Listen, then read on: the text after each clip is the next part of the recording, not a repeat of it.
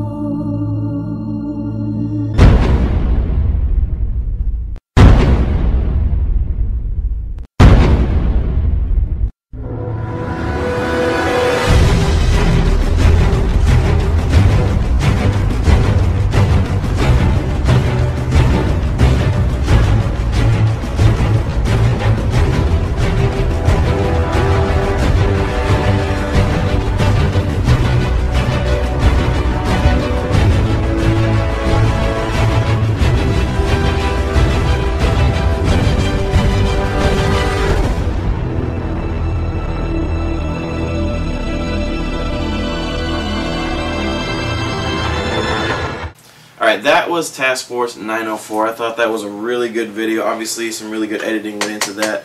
I thought the muzzle flashes were a little over the top, but I think it does kind of work with the layout of the video. What do you guys think? Yeah, I think so too. I think it gave a good cinematic quality. Mm-hmm. I like the muzzle flash, but for Airsoft it was a little unrealistic. Yeah, that's kind of how I felt too. I think it had a little bit of a dramatic effect, which really made me think that the video was... The thing that I liked about it is that it kept me entertained the whole way through. It was, at first when I saw the video, I looked at the time and I thought it was kind of long. It was like 3 minutes or something like that. I thought that would be way too long for a recruitment video, but I thought that it actually ended up working out really well. Yeah, I liked all the different shots that they had. They had some training shots, they had first-person shots, they had some action shots, everything that we were looking for pretty much, and you know, you could see different type of gear and, you know, different type of scenarios that they were training. Yeah, it did cover all the criteria that we were looking for, so I think it was a pretty good video. I thought so too. The next video up for discussion is a team for Patriot Company.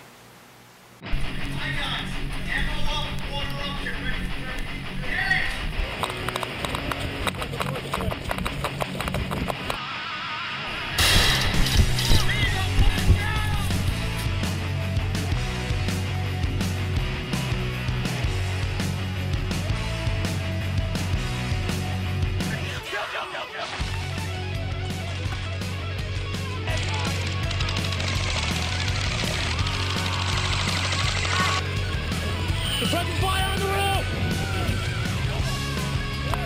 You want it? Go, go, go!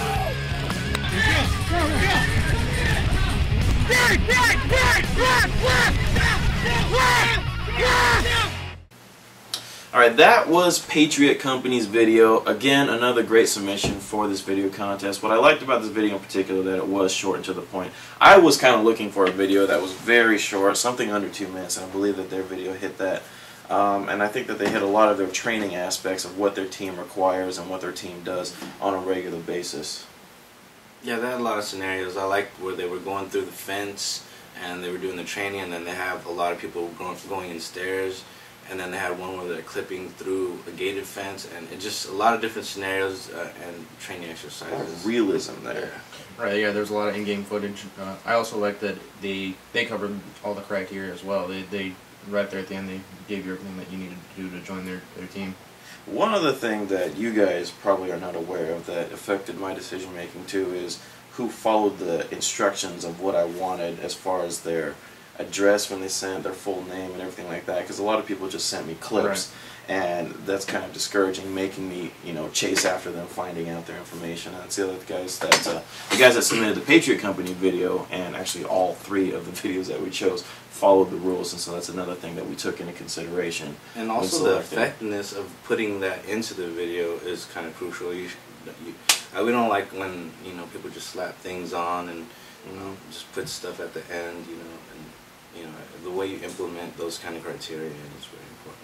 Indeed, indeed. The last video that we're going to discuss right now is going to be the Special Operations Group video, SOG. Access granted.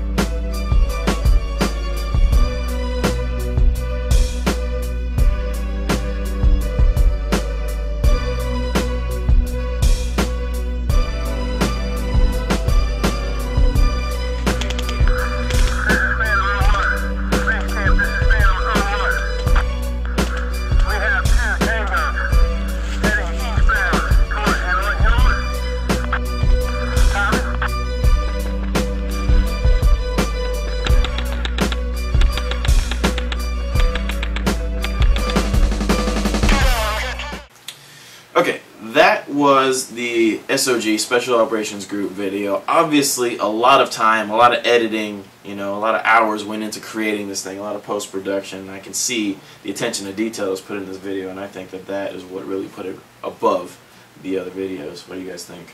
Yeah, I agree. The production that went into it, it was quite in depth. Put a lot of hours into that. A lot of visual effects on there, everywhere. A lot of editing that I don't even know how to do. But with that being said, we've pretty much covered all the pros for all the videos. What do we dislike about Special Operations Group? I'd say with Special Operations Group was, it was kind of confusing. Like, I didn't know what to look at. Yeah, I thought it was too busy. There's no a focus. lot of stuff going on screen. The thing that I realized as I was watching is that there's a video going on in one corner and there's text going on at the same time. And all kinds of effects going on everywhere. Yeah, but so I don't know what I'm supposed to look at. Am I supposed to watch the video? Am I supposed to read the text? Because if I'm doing one, I miss the other. Right. So as a recruitment video, first time effectiveness, the first time you view it is not really that effective. You would have to go in and look at it again and again to kind of appreciate all the extra detail that they put into it. yeah, but I think it's almost too long to do that too. It's almost 6 minutes it long. is And so pretty long. halfway through, I'm kind of like, all right, where's what I need to know? How do I contact these guys? Like, how do I join their team? Right. And it kind of gets lost halfway through. What about Patriot Company? I thought that this was a pretty good video, except that the quality of the video was not really up to par. Yeah, there's two different kinds of quality of video. One seems like it was HD, and then one seems like it was kind of blurry. So it was like two different kind of feels. I kind of want to talk about that too, because I think that, I don't know, but I kind of got the feeling that some of their in-game footage wasn't actually them, and their training footage was the actual team. And so, like, there's such a polar difference between what they were doing in game and what they were doing in training that it kind of was unbelievable almost. Yeah, I can see what you're talking about there. I kind of got that feeling too. Another thing that I don't really particularly like about the Patriot Company videos, they seem to like cop out at the end where they just do a rolling credits of stop the The music. music stopped and the credits Yeah, started. Like I was saying, they just slapped it on and just roll credits. The whole thing was kind of rolling. They had the music going, they had the action, and then boom, they stopped, and then just roll credits. But yeah, the criteria did kind of feel like an afterthought. It just seemed like the post-edit work that they did was kind of minimal instead of having I concur. super raw footage. Now, the last video, Task Force 904, the one thing that took me out of that, overall I thought it was a very good video, but I think you mentioned this to us while we were off camera, the one-handed AK scene. That was, I can understand why they put it there, kind of, but it kind of took me out of the viewing experience. Like, I thought that this video was going really well. Okay, I like the little thing that they're doing, the line between simulation and reality is blurred, but then it's like, whoa, where did that come from? Yeah. The one-handed AK. I see what you guys are saying, but I didn't really have a problem with that part. I mean, You like the muzzle flashes and yeah, everything like that? I don't have a problem with it. It kind of took me out of the video just because everything was flowing really nice. You know, the music was getting me, the first-person view was going, and then all of a sudden you see some guy like Superman in an AK with muzzle flashing. I mean, in Airsoft it'll work, but I mean it's a real AK now. Well, yeah, that's what I think that is kind of a tough call on that particular scene, because at the same time it is Airsoft, but they're trying to pass it off as like a real simulation thing. That's why they have the muzzle flashes. Obviously, that's why they're doing all those training. Like, you saw the guy shooting with the gun sideways, dude. You can't do that with an airsoft gun. Your BB's gonna go all over the place, you know. So it kind of, I mean, I feel like I know where they were going. I feel like I see their vision, but how they went about it maybe could have been better. Maybe I don't know. I think the biggest thing for Task Force 904 video was that they didn't have that the other videos did was actual in-game footage. That's, like helmet cams and things like that. Not Task Force 904, they had a lot of footage. It was all staged, but it was all stage footage. Yeah, it would have been kind of nice to see them actually playing, but sometimes it's kind of tough. It's easy to show how you would want to do it, but actually in-game, see how it's actually executed. Yeah, it's kind of tough to do that, though. I mean, that is a valid point, actually. I didn't even think about that until you mentioned that right now. They didn't have any in-game footage. Well, we've gone over the pros and cons, and I think we know who we want, right? I know who I like. Gotcha, you too? Alright, the decision we made after the short break. What's up, GITV? This is just a quick reminder to always have fun when you're playing Airsoft, but be safe, use common sense, and follow the law. Do not take your Airsoft guns out in public, especially not to school. You don't want to be the one that gets Airsoft banned for everybody, now do you?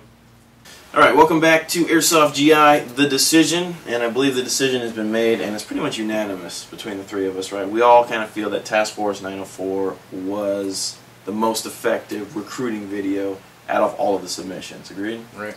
Definitely agreed. It was definitely, what I mean by the most effective is that it made us want to join the team. We saw the thing, the video kept us, you know, glued to it the whole time through. That AK scene did take us out a little bit, but we do feel like overall we wanted to see the whole thing to the end. They included all the information that one would need to know to join their team. And right when we were done watching it, you know, it left us like, oh wow, I really want to play with these guys. Like, these guys are awesome. Yeah. I agree. Agreed? Definitely hit all the points. Hit all the points. And like I said, again, something that you guys didn't know about is that they made it really easy for me to find them. They gave me all their information. So Task Force 904, congratulations. You guys are the winners of this Magpul Masada. It could be like a group gun or something like that. In addition to receiving this gun, you will be getting some front page exposure on airsoftgi.com for at least a week. I'm pretty sure whoever watches this video is going to feel the same way we do, that, man, we really want to join your guys' team after seeing this, how effective this recruiting video is. So hopefully you'll get a few cool members out of it. And also, thanks to all the other videos again for showing off all the great teamwork and stuff, and giving other people a good insight of what Team Airsoft's all about.